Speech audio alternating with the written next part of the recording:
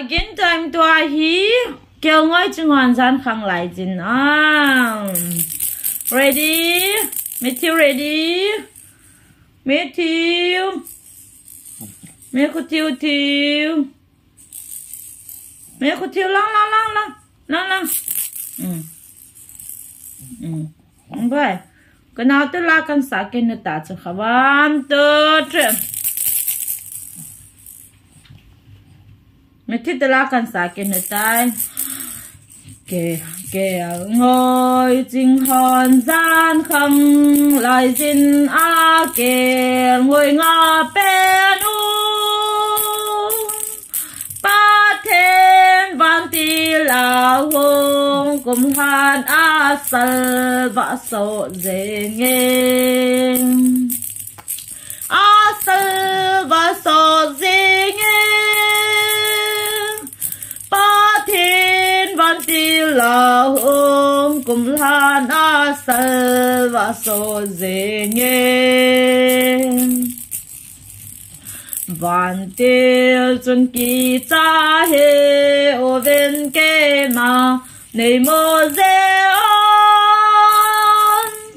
kỳ pa na thu pa ca hin bôi nang lê mi dâu se đê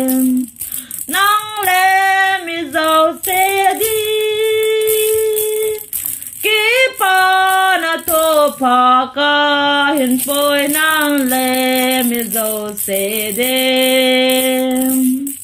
về leng phung pe nghe va nôi hồ heng đen su va nôi pa gai hong cùng hai nong chan pheng thai nong chan pheng vang nói bạc gai hồng công thần nông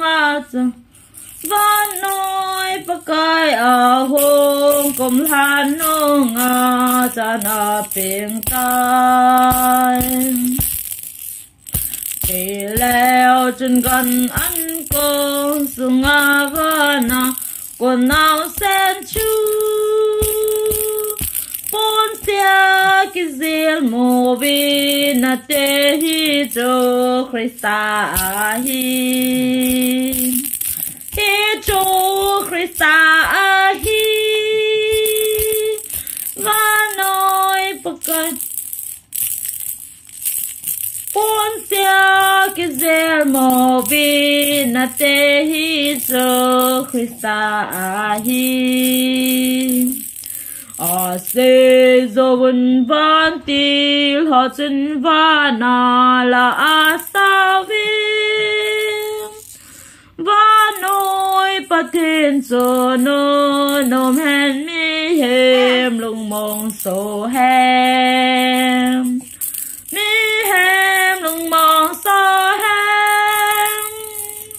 va noi pa thiên so no nom hen mi hem lung mong so hem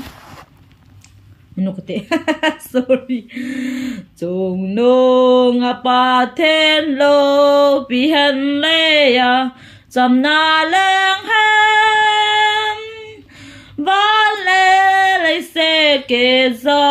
ma na hi hen ton so ne hi hen tôn so nim van le se ke zo ma na hi hen tôn so ne amen